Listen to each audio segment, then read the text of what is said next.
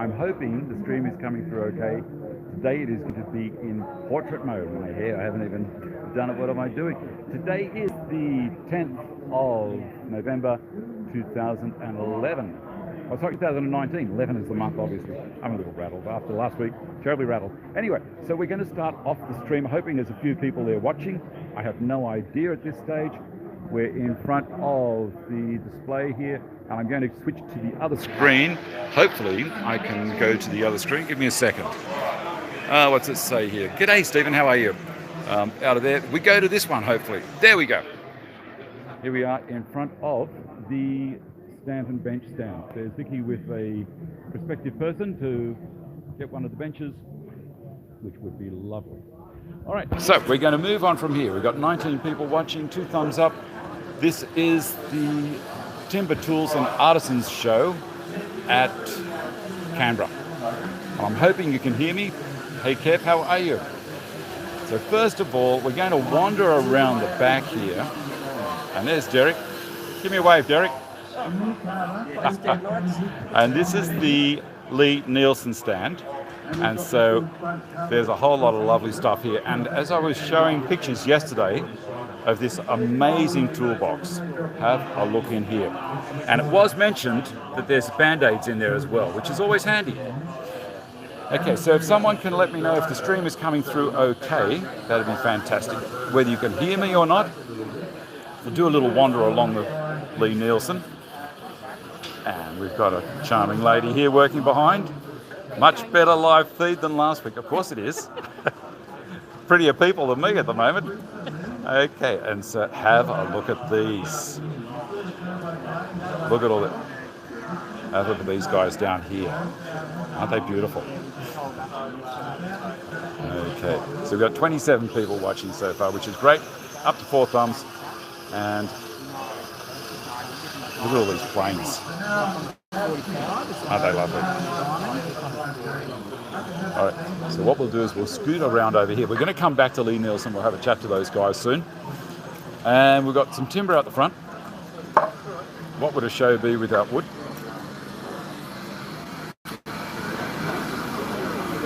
And it's hard to see this, but I'm going to try and get down low. This is Hue and Pine. The sun is affecting what I'm showing you here. But that is a massive chunk of Hue and Pine, and with only a little price tag. That's okay. Now what have we got here? We've got Norglass. Turn your phone to landscape, Dave. If I turn my phone to landscape, will it work? Is it coming through as landscape, or is it coming through as everyone looking sideways? Let me think. I think it is locked and will not let me turn. No. Okay, we'll turn it back up the other way. There you go. This is a guy with a DeWalt, and he's really having to push hard, but he's got the Shellax head. Shellax spiral cutter. And they do a lovely job. But he was having to force that a fair bit at the end. Lovely. That's the hardest timber in the world. Is it? What is it called? Bull oak. Bull oak, hardest timber in the world. I don't have to feel it, I believe you. Oh yeah, and it's a lovely finish. Absolutely beautiful. A little bit of a line there from when you were having to give it a shove at the end. Yeah, well, it's so hard and slippery. Yep. The rollers, beaters can't Yeah. find it. Oh, cool. All right, we'll move along. And cut above. Tools there. And look, here's Jim Davey. Jim, I'm going to come over and annoy you. Now, anyone who's done anything with hand planes knows that this man is an Australian icon. And he said that he would show me a quick demo on sharpening a blade. Now, I see he's got the Veritas Mark II, and he's got a couple of screening these displays is so cruel. Sorry. That's unlucky. So look, if you were at the show, you'd be able to see all these people and get first-hand information rather than me giving it to you second-hand. Jim, what's your suggestion? When you start off with sharpening, obviously the bottom of a plane sole has got to be nice and dead level and everything before you even work on a blade. But after that, what are we going to do? I think the blade is the most important part of the plane. Okay, so Jim's just basically told me, rubbish, Dave. Start with the blade. And I start off with fine. Now that's just water with a little bit of detergent in it. It just softens the water. Right. It also helps clean the diamond plate. Excellent. And I use the same for the water stones. So I've got lots of pressure on the blade. This finger doesn't hold the blade at all, it just stops it from falling. Right. So I get a nice flat surface, and when I'm polishing all the way across, then I'll go to the next bit, a little finer one.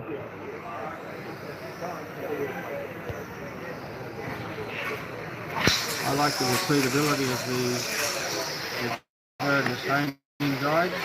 And We just had a gentleman asking what grit was on that stone.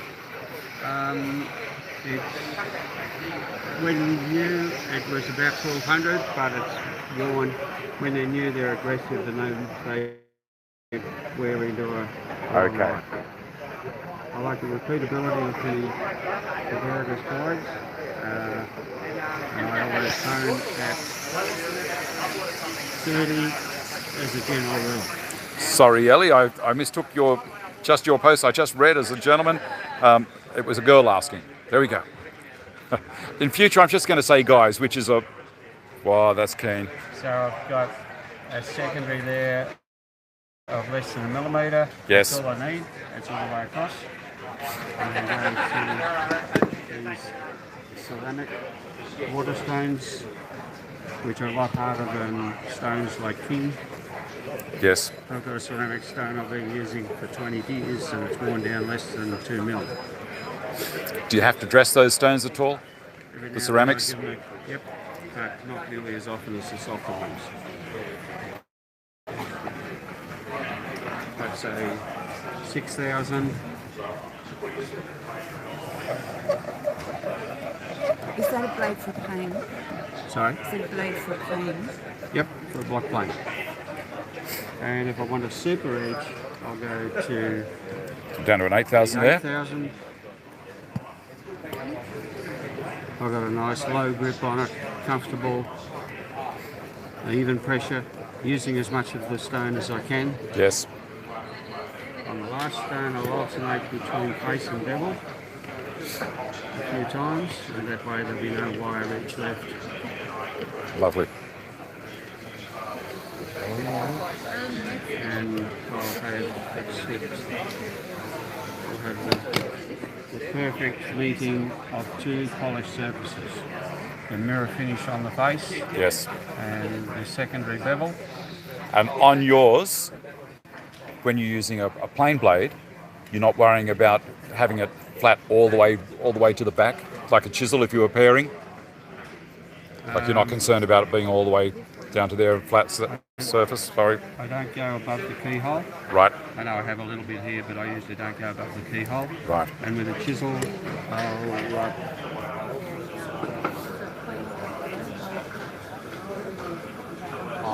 this one here, for example, I don't go all the way up. There's no need to. Right. As long How far as do you go up? It's gone halfway. about that far. And why do you need to do that on the back of the chisel? I thought you only did the front.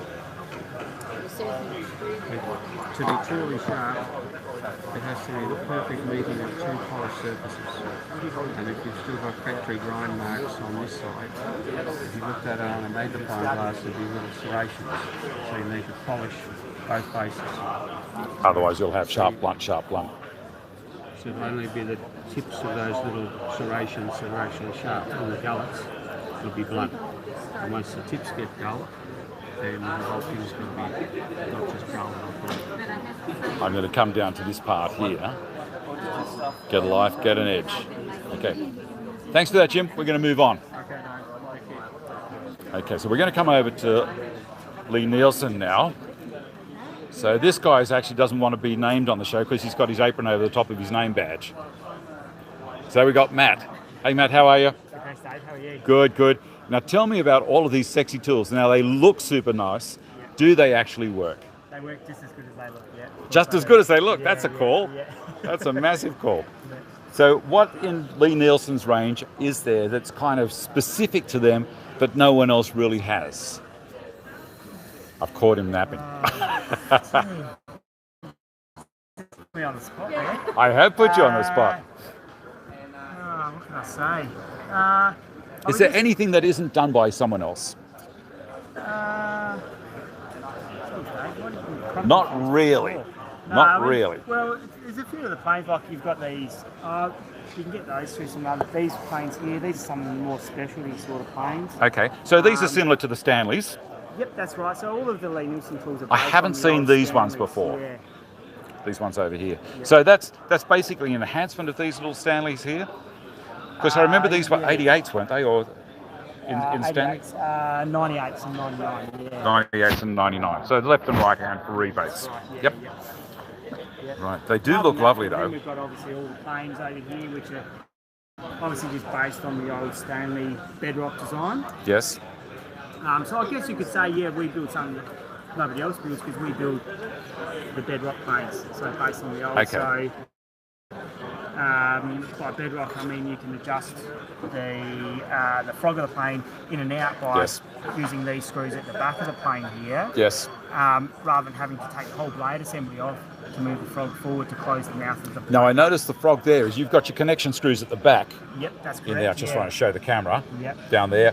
On the other Stanleys that I've seen, they go down through the top of the frog. That's right. So if I open the What's mouth the advantage of that with Lee Nielsen doing it? Is that just a copyright thing they've done, or is it just... No, it's just making it easy. So if you look inside You've still got those there. inside the old Stanleys, obviously you'd have your two screws down Yes. there. You'd have to undo those to move your frog forward. Yes. We can leave the whole blade assembly together without taking it all apart. Yes. Unlock it. So now all I have to do to move the frog back and forward, undo the two side screws, loosen those off, and then I can wind that screw there to move the plane back and forwards. Okay, now can you, I understand why you do that, but can you explain the advantage of moving the frog forwards and backwards to open the mouth and close the mouth? Yeah. The reason There we it want is. to close the mouth up is because when we're using the plane, if we want a finer cut or better finish on our timber, by bringing the blade closer to the mouth, it's going to hold that timber down or the wood down in front of the blade. Yep. So it's going to stop it from tearing out and lifting out. Excellent. Whereas if we want to do a bit of a heavier cut, then we can obviously pull that frog back, Yes. open the mouth right up, and then we can take a lot heavier cut as well. Excellent. I'm sure my viewers would like to know all that. And so we've got those, are these badger hair brushes? Yes, that's right. Yeah, yeah. Now why do you use badger hair instead of horsetail hair or something like that? Oh, I've got him again. Cheers, Dave. Why didn't you answer these questions before? I should have. I thought you knew your stuff, Matt. I do. That's why he's hidden his name tag. Gonna hide that again. Yeah. I couldn't tell you why we use that. Okay. It's just the way they make them. Now, really is it- good. They're a bit anti-static though. They're not static Okay. like a lot of your. Right. So if you use your nylon brushes, you'll find when you're using all the dust. So will collect the stick to dust up in brush, there, yep. And it will keep that dust on your tools. So Yes. I'll keep one of these in my toolbox. When I go to put my plane back away, I'll give it a bit of a dust out. Obviously, you don't want to be putting your tools away with dust on it because the dust is going to attract moisture. Correct. Which is going to make the tools rough. So Yep. just before I put it away, give it a good old dust off like that. Then I can put it back in my box nice and clean. It's not going to rust on me. Excellent. All right. Anything else? These display cases that you have, Yep. do you sell the planes in the display cases at all? No, we don't. They're just for the display purpose, and they actually make it easier for us to transport the tools to and from the shows. Okay. And then they're basically just a slip box design. Right. So they've just got the rails in there. We can just stick them straight do you- into our transport. Did you box. make them? I didn't personally make them. Anthony, the owner of Lee Nielsen here in Australia, he made them himself. So that's Anthony down there? That's correct. Yeah. Wow, he's the bigwig. Yeah, he's the big. Yeah. I'm going to have to go and have a chat to him. Yeah, do that. Yeah. Okay, thank you very much for that, Matt. Dave, thanks very much. My pleasure. Okay, we're going to come down and see Anthony, who's being annoyed by Derek here. Anthony, Dave, how are you? Hello, how are you going? I'm going real well. Now, Anthony is the man. Pardon me. Anthony is the man who made this unbelievable toolbox. Now, the main comment that I've had about this toolbox, Anthony, is that there's Band-Aids in there. There's a Yes. special compartment for the Band-Aids. Well, it's as has been already commented on, I think, is that when you go to visit Steve Hay and you end up with a cut on your finger because he's put the chisel in the wrong way, and Right. I just For us, wanted to make sure I won't give him made too much of a hard Band-Aids. time. So, but no, the Band-Aids are because you're always nicking yourself. Yeah, of course you are, especially with such sharp tools. Yes. Excellent, excellent. Do you like the way I put that in? Now, how long have you been with Lee Nielsen? Now, is it 3 years? Nearly 3 years. Yeah. And so, is this kind of like a franchise that you have with Lee Dealership. Nielsen? A dealership. Okay. So there's no payment coming from Lee Nielsen. We just Yep. buy and sell. Yep. Which means we don't actually make a lot of money, guys. So just thought. Yeah. So come down and help these poor buggers out. So it's more about the fact that I actually get to play with every Lee Nielsen tool there is. Yes. And we love, we just love the interaction that we get because it's such a great brand. Yeah. And such a great product. So it's it's a delight, most of the time. Yes. And we love to teach, Yep. to show how. Now, do you have a home office basically in Australia where people can come and see the tools? Yeah, we've got a school in Strathalbyn, and next to that is actually like a small showroom that you can come. It's got a bench, a Lee Nielsen bench in it that you can come and try the tools on. All the tools that we have on display at any display is all available to use and try. Right. What we find is people can get a little bit hesitant, but don't try the tools. Definitely. Because they're worth a bob. And Buy once, cry once. you got it. Yep. Excellent. That's what I do. And once you put your hands on it, you'll know. Yep. Yep. I won't take that comment any further, but we'll just have another look down in here. That's great. Absolutely beautiful. How long did it take you to make this box? It takes me about 2 days. 2 days? The guys that do it in school usually take 5, just because we're showing them different things. And that's an important thing. I hadn't mentioned that you have a school. Yeah. How do people get a hold of you for the school? I'll just get online. Online, just type in Lee Nielsen Australia, Yeah. and that'll get them. That's it. And we've got actually a category for school. Excellent. If they want to know any more information, just ring us, and then it'll take them through what you need to do. Beautiful. Excellent. All right, well, thank you very much for that, Anthony. I'm going to keep cruising around. Okay. Well, that was pretty cool, wasn't it? Where are we going to go to now? I'm going to come down because I think we might get Alan to do a bandsaw box for us. How does that sound? So in between that, so as I say, we might get Alan to do a bandsaw box, but also I've got a really interesting person down here who's doing silver work. Now, the silver work is done with a paste that's 88% silver, and the other 12% is genuine silver, and it's left over, it's recycled from X-rays. Get that. So she's a fantastic person. Here we go. So we got Christine, and hi Christine, how are you? Not too bad, thank you. Okay, so first of all, let's have a look.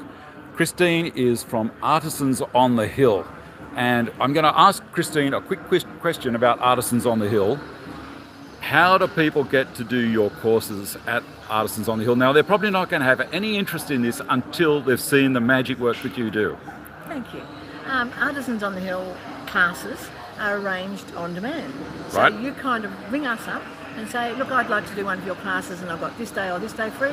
We say, yep, that's the day free. That's when we'll do a class with you. Excellent, excellent. Now, show me what this is amazing stuff. So what you see here looks like just silver jewellery. Yes. But what the brilliant part about it is, it's made from a product called precious metal clay. So when it starts, it looks like that. Just like some plasticine. Yeah, look, it's squishy like putty. Yep, yep, Now, that product is made by Mitsubishi, and I need to acknowledge that. Yep. It's called precious metal clay. yes. So the product you see there is 88% silver, 12% organic binder to hold the particles of silver together, and Yes. water. And water, So right?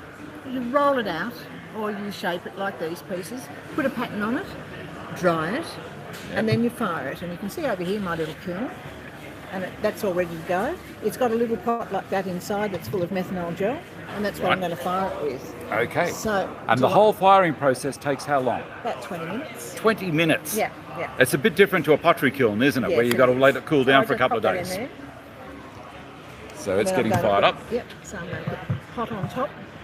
Where you can see it's already getting warm. Yep, and you'll see it smoke in a minute. Yep. So the organic binder burns off, Yes. just leaving the silver to sinter for about 20 minutes. And there goes the smoke. So what's That's the sinter? organic- centering is when all the little particles basically join, just touch each other. Okay. So there's the smoke of the organic binder going. And then, so no pattern is lost. It reduces in size by the 12% of the organic binder. Yep. So what comes out of the kiln is pure fine silver. So the brilliant part about that pure fine silver is the fact that that silver there started out its life on a negative X-ray.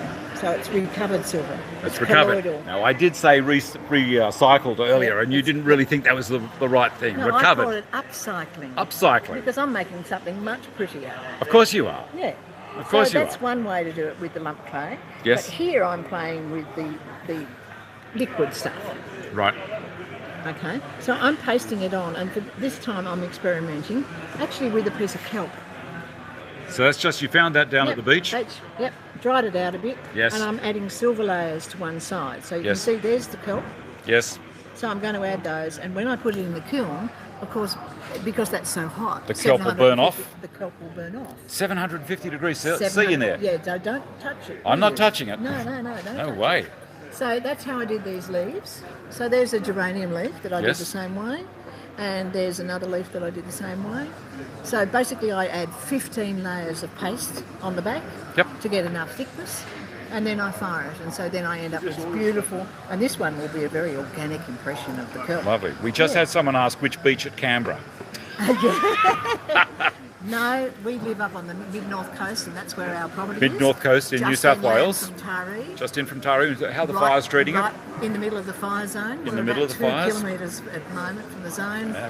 but we're safe currently. Excellent, Yes, excellent. so- Now, why don't you put a kettle or something on top of this to really... I could. You could put a cup of Yeah. coffee on there and But get it nice and would warm. make it too hot. It would make it even hotter. Yeah. So, yeah, but it's great fun. And you can make come and do rings a as well, class. you were You telling can me. make rings, yeah. I'm making a couple of rings there at the moment. Amazing. Yeah, so the best part about it is that you can come and make your own piece. Lovely. You can come and do a class and make your own piece. All right. So, well, thank you very much for all that information, Christine. So the other classes, we do lots of other classes, of course. Wood Lovely. turning, silk painting, candle making, and you can come and stay, of course. Of course, We've of got course. accommodation on site. Better than a motel. Much better than a hotel. Okay, Christine. Thank you very very much. Okay, I'm going to now wander over this way, and I've got an artist over here, and I thought you might be interested to have to chat to her because she does some beautiful paintings and what got her inspired. Here we go. Hi, Dave, how are you? Good. Good. Now, you've got a beach setting here. I do. And Yes. tell me your process. So it looks like you've done some kind of painting to start, a flat colour, I do. and then you go over the top with layers as you feel fit. Yes. So I buy a white canvas. Yes. And so an undercoat called gesso or gesso, depends on where you're from. Yep. And it's this colour. It's the ultramarine blue. Right. And so I paint on that. And Can I ask you a quick question while we're talking about that? Yeah. With that blue, is that basically for a seascape? If you were doing something like in the middle of Australia, would you start with a kind of a red base underneath? Oh, it depends. Like the blue, like I have a dot painting at home that has that blue, the Yes. capital blue, and it just pops. Like So it's that's your red. favourite is to run Yeah, with the blue. Yeah. So here's a couple of Here's a prints camera over one. here. Yes.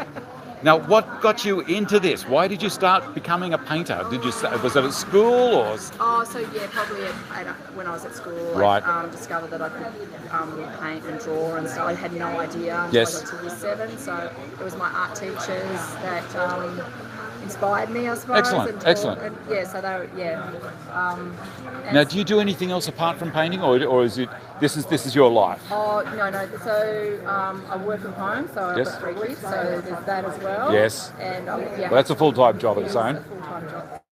So but it was Moving along, and I think I might have a look at the leather work over here. Okay, thank you. Look at this, leather belts and all sorts of other leather things. And is this the gentleman over here who does all this work? Yes, it is. That's correct. And what's his name? Owen. Owen. Okay. G'day, Owen. Dave, how are you? Good, thank you. Good. This is lovely stuff. Yeah, you fixed that gentleman up. Look at this. Does he plait all these himself? And it's on the other rack. I'm going to turn around this way.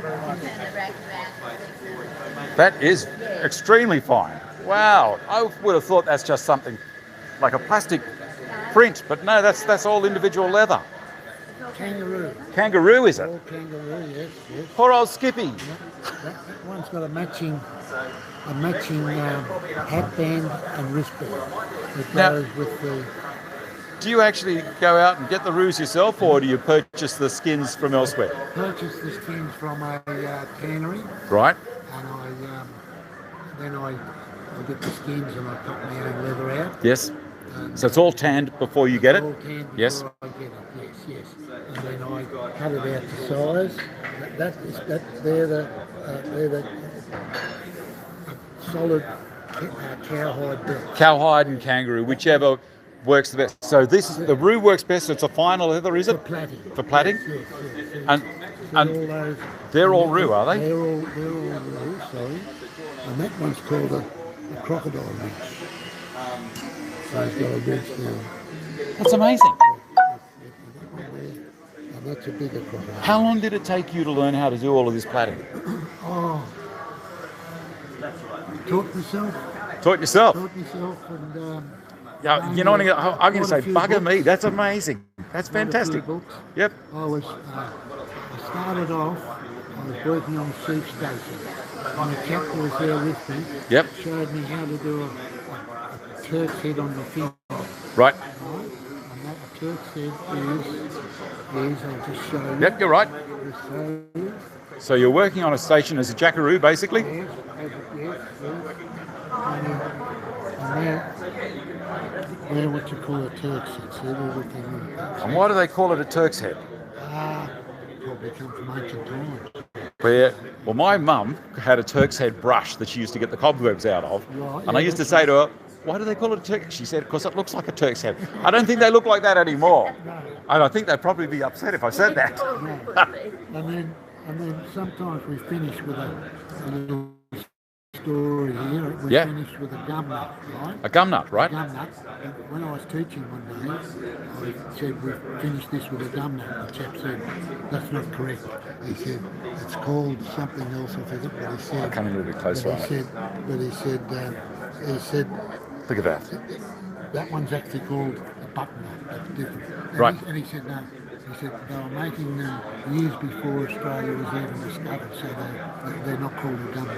Excellent. Excellent. Look, I'm going to keep going and see some other people, but thank you so much for sharing all that stuff with us. You're a talent. Thank you so much again. No problem. Okay. Thank you. We'll see you later. All right, now we're going to head over and see if Alan can do a bandsaw box for us. So I've got to find him. Alan. Oh, I've lost him. I hope he hasn't gone to the loo. Oh dear.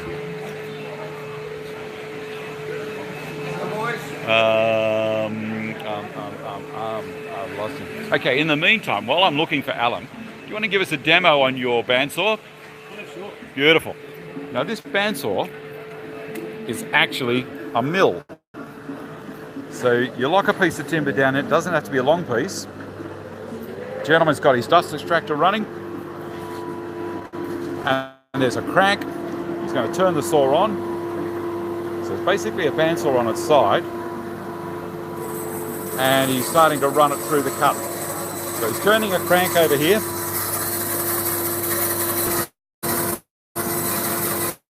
So it was, we were jumping in and out of the show happening there. So this is a bandsaw that is mounted on its side on a track or on a rail, and it's got a tooth section down here and a gearbox with a pinion gear in it, I'm guessing, that advances the saw along the piece of wood.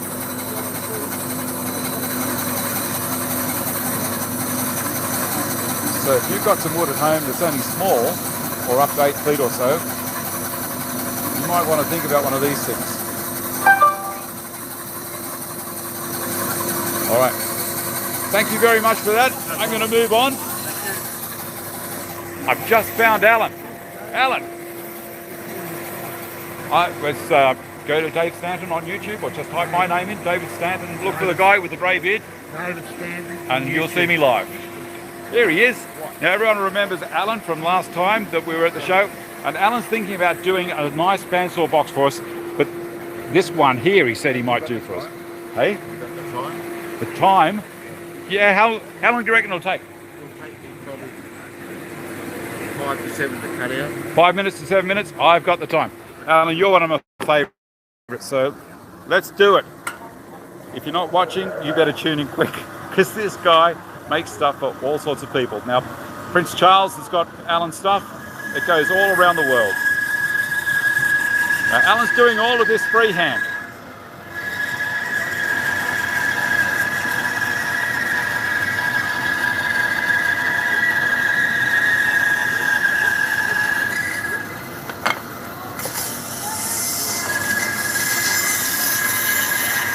Alan's one of these rare guys that can actually talk while he's doing things. No, I can't. No, he can't, he said. Here we go. And that looks like a 6mm blade in there, Alan. Yeah, it is. 6 TPI? 6 TPI. Beautiful.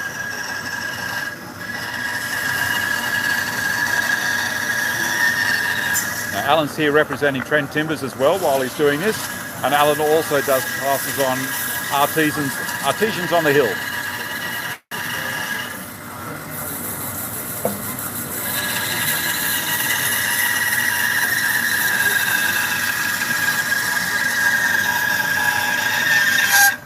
I reckon Alan would have been pretty good at school colouring in between the lines.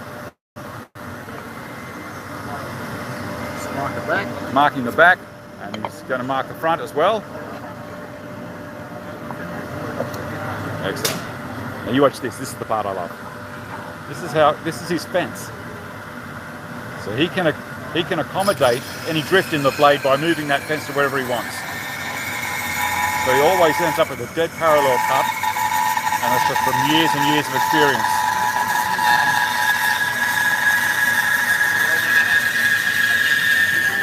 I'm hoping the stream's coming through okay, guys. We're in portrait mode because my phone refused to turn around to landscape, and I've had it black out once, but hopefully it'll keep going all right.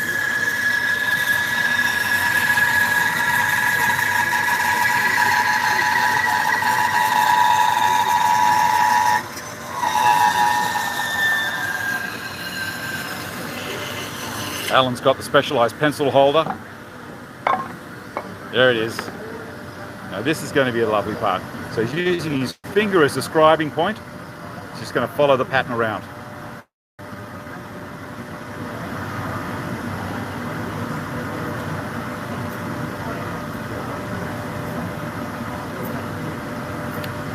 And again, very organic. Doesn't even use a French curve.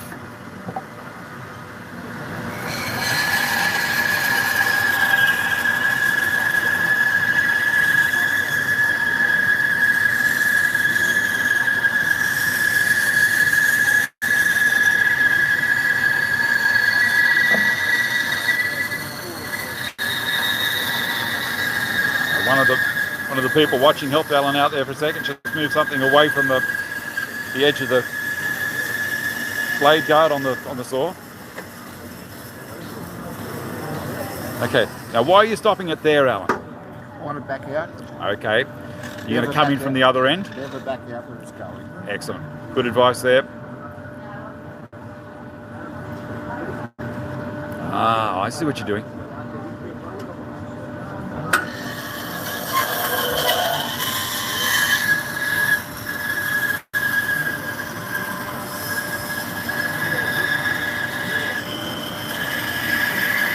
Tight turn.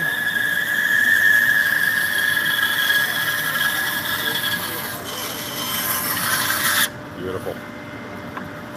There's one of the draws.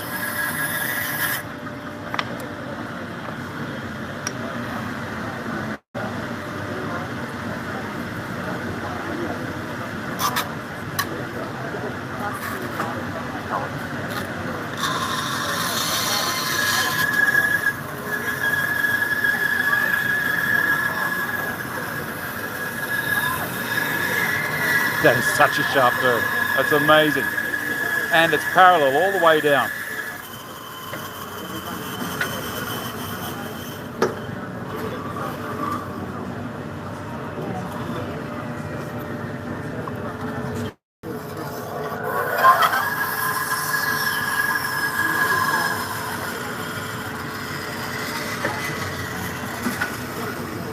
Alan's got a brake he's hitting down there to stop the blade, just to keep it all safe. He's madly marking away. B for back.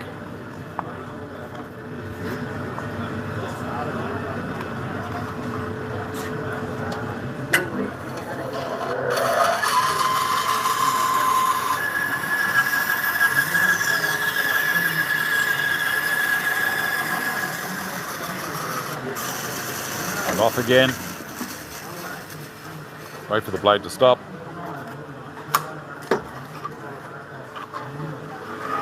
And take it out. So there he's got the carcass already cut. And he's got each of the drawers. So it's 3 drawers.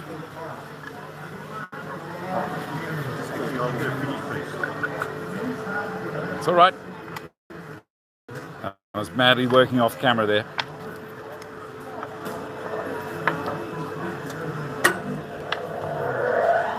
Again, if you want to learn how to do this stuff, Alan does do courses up at Artesians on the Hill near Taree. Just jump on Artesians on the Hill website. And this is what he's making. Similar to that. And it's all inspired on organic sea creatures and things like that. It's beautiful. Alan, were you ever a scuba diver when you were younger? I was. Were you? There you go. I knew there'd be inspiration.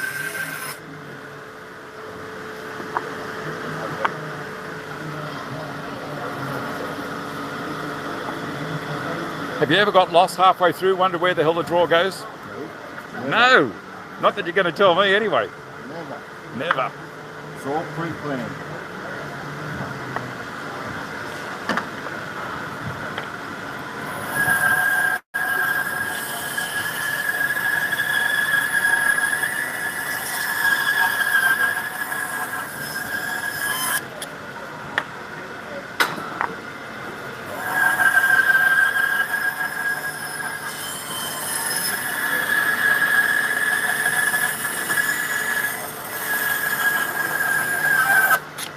Alan, would you ever wear gloves using the bandsaw? Too dangerous?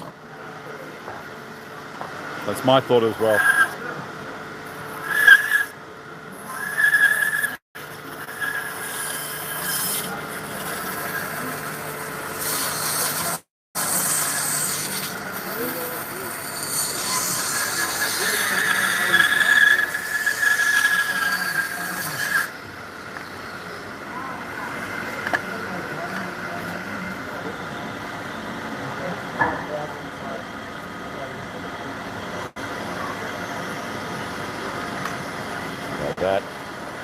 That is very impressive. Look, the back even looks exactly the same. How amazing. Now, you have to divide the front up. Right. How are we going to do that? I'm sure he's going to show me. Ah. That's the tricky way. Straight down.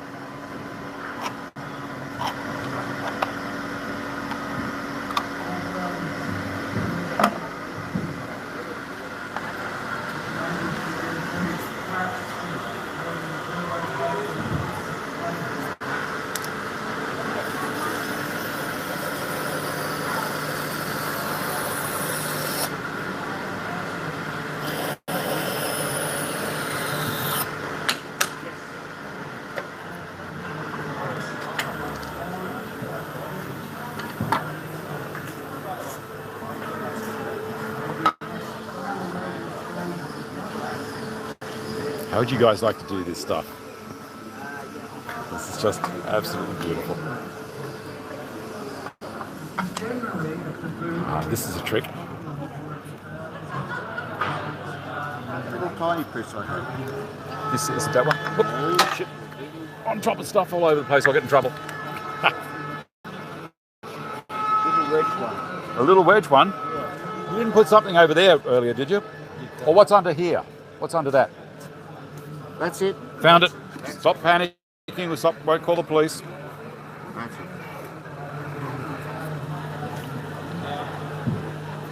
Now, Alan, is that a reinforcement for this joint here? No, it's a stopper for that one. Okay. The runner goes on there, Right.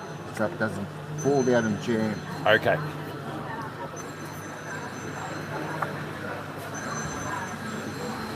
Now, the backs are all here.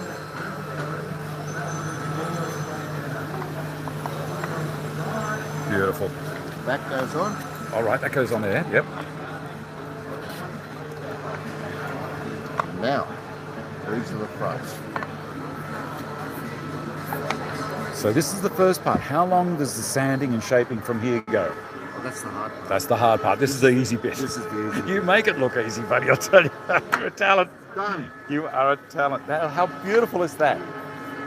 Now, honestly, how many hours would be in finishing this box off for you now?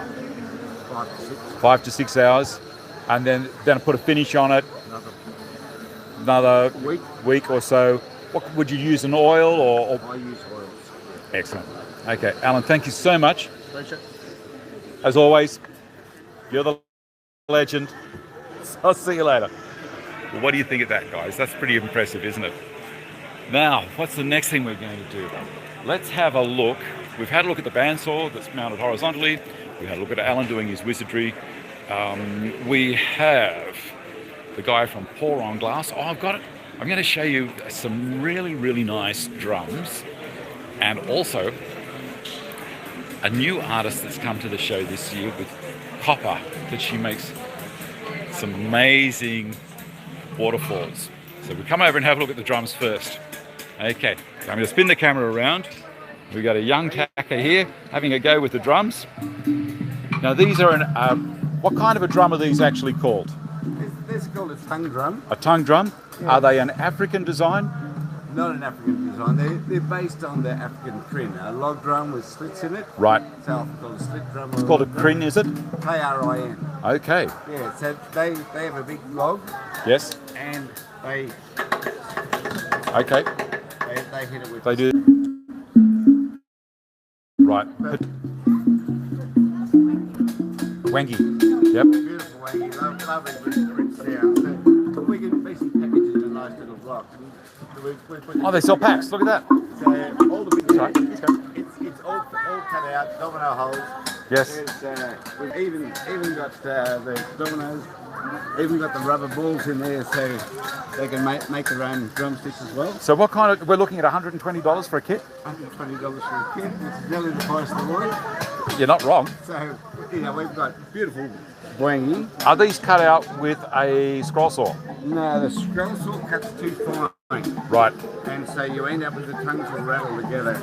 So you can cut it out with a bandsaw, but you need a relief cut. All right. So, which is fine. You can glue that back together. Yes. But a good blade on a jigsaw, a good jigsaw. Oh, jigsaw. Yep. You Yep. get just do a plunge cut with your.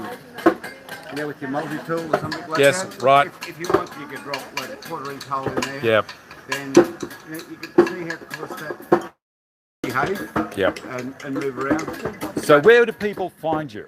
They'll find me online. Online, Facebook, Instagram, any of those. There we go. Robert Fowler or Towler? Towler will do. Towler will do. You answer to both. And so I make furniture, but I've got a lot of African friends that get me to help them improve their African drums and African harp. You can see that. Yep. Things like this up here. Yes, made on a gourd.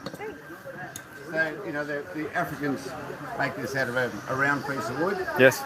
So they come over here. We've got machine heads. Yes.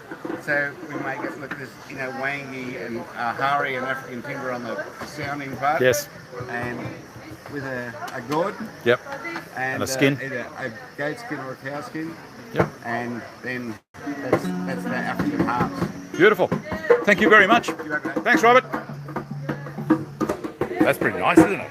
Okay, so the next thing we're going to do is you're going to come over and have a look at this lady's creations. I'm going to show you what she makes here.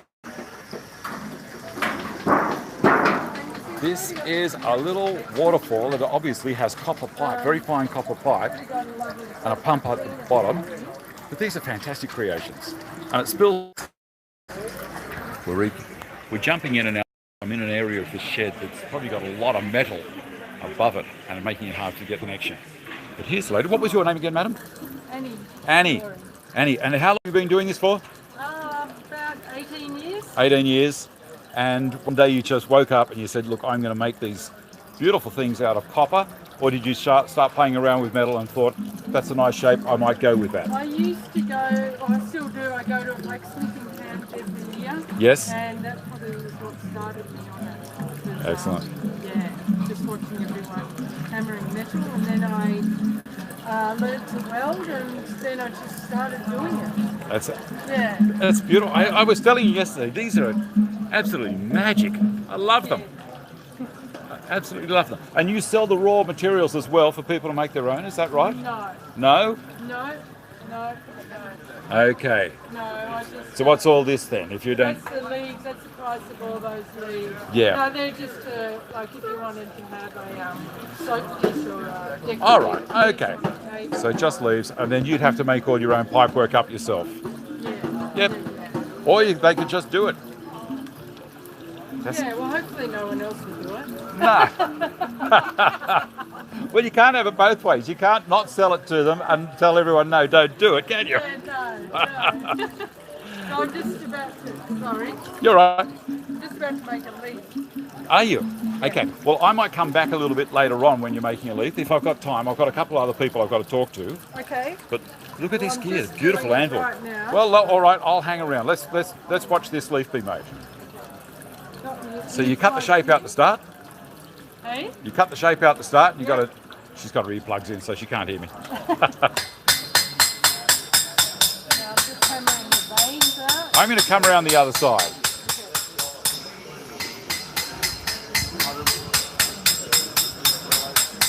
So she said she was hammering the veins in at the moment.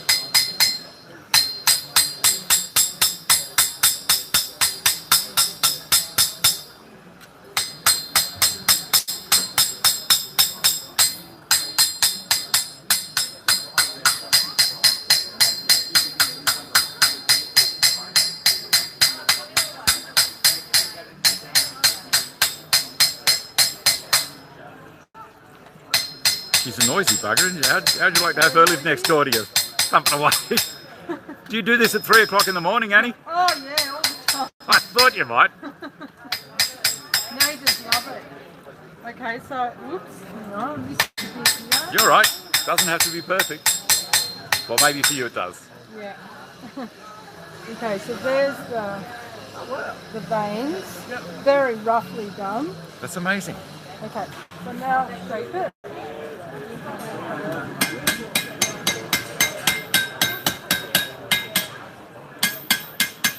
All my angles have been made by friends of mine. Yes. This one, and then I've got another one down Right. there.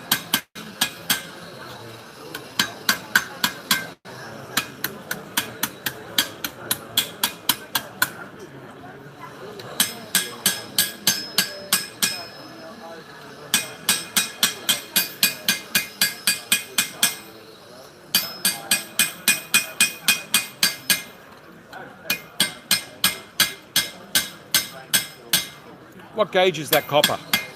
0.7. Right. About 0.7 mil. something like that.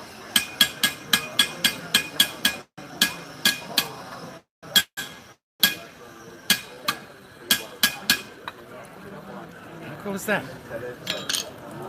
That's beautiful. Annie, thank you so much. I've got to move on. Okay. But good luck with it. It looks fantastic.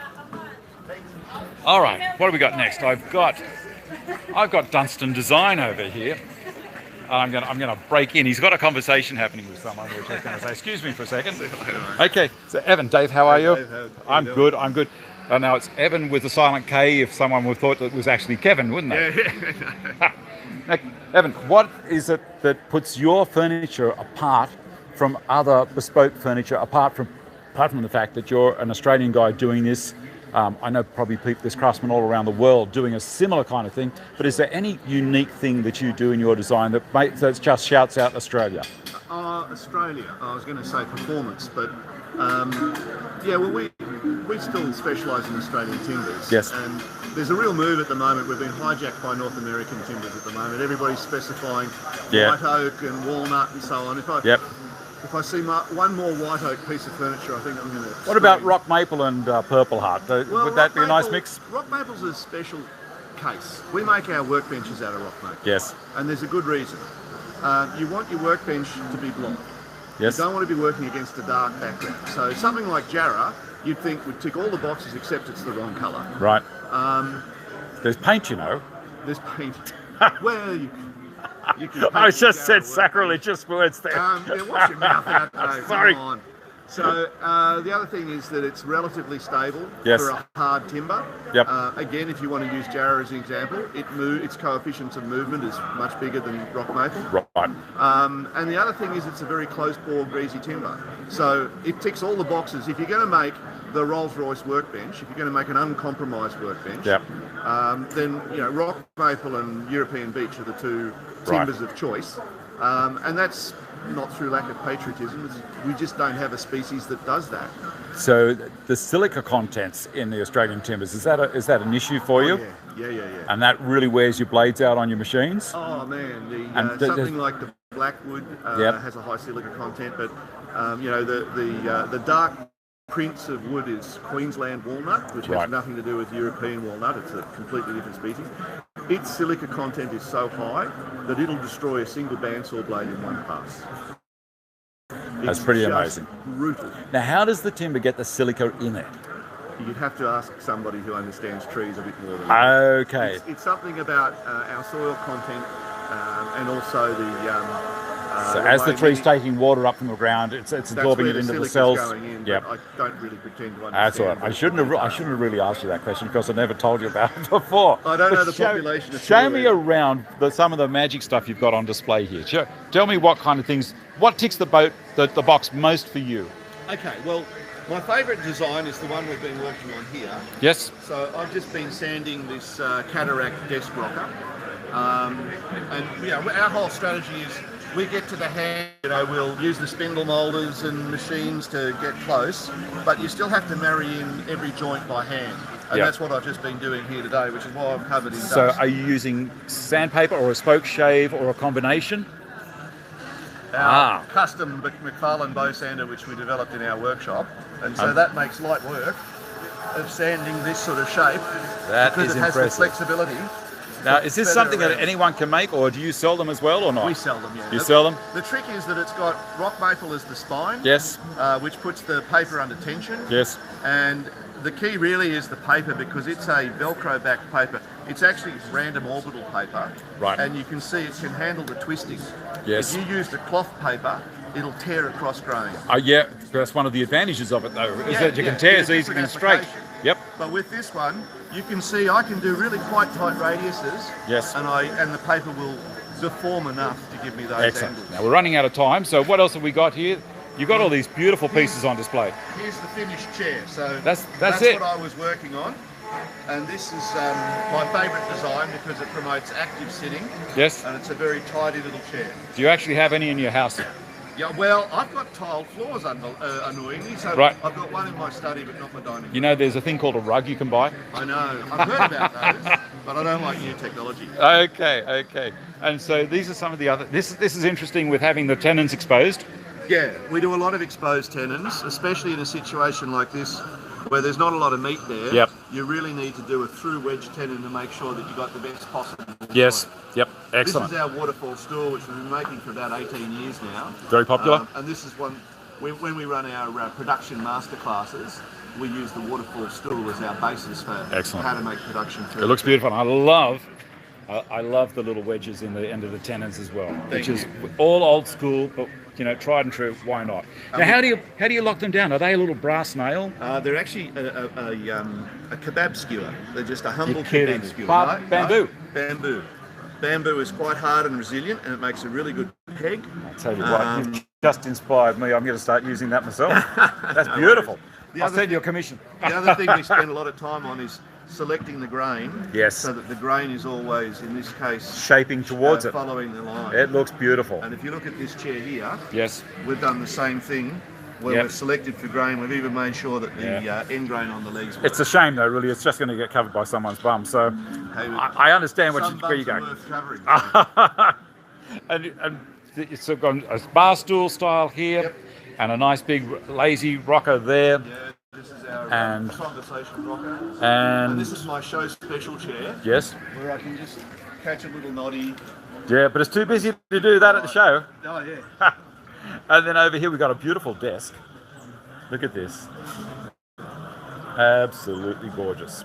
So that's book matched Victorian Blackwood. Down the centre. Yep. And again, the same style of chair as the stool. Yeah, that's the companion chair to the waterfall stool. Beautiful. Evan, thank you very much. No worries, I'm going to Dave. shoot, buddy. Cheers. Because, I've turned the screen around. Why did I do that? I will come back. There we go. I've got him again. Okay. Going to go now. We're going to go over and see George. And we'll finish off with George from iMuffs. So George is the guy who gives away all of the iMuffs on the show.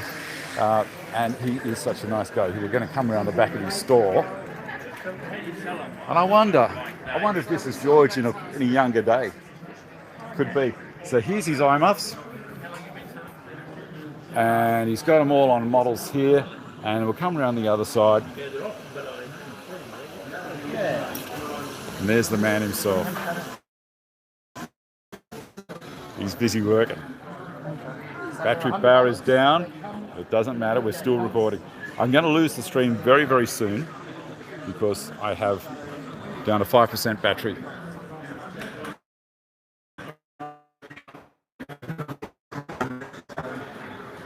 So he's got the standard style, he's got the G6s, and he's showing here that they work very well with breathing apparatus. And I'm going to put George on the spot now and say, George, how long ago did you get this stuff started? Oh, Dave, it's been People wanting to steal your design or anything like that? not yet, but watch out. Watch out. Do step on my toes. George is very, very able. I think he does martial arts as well. So show me all about the So G6. these are the latest product, iMuffs G6. Yes. And basically, they're not like normal earmuffs where you're grabbing the muffs and putting them over your head. Yep. So always flick the earmuff. So the goanna's on the bottom, top's top. Goanna, I used to be ceramic tiler, and Right. Reptiler is my company. So Okay. Reptiler, Yes. goanna. Got it. Beautiful. Okay, they're a fantastic product, and thank you so much, George, for supporting the show with doing the giveaways for us. My pleasure. And we're going to have to call it at that for the day because I'm just about out of battery. We're almost on the hour, and this is probably the first show I've broadcast in portrait mode because dumbass here didn't turn it around to horizontal because I blocked the phone for some reason. We'll get there. Anyway, thanks for watching, everybody. Look after yourself, stay safe.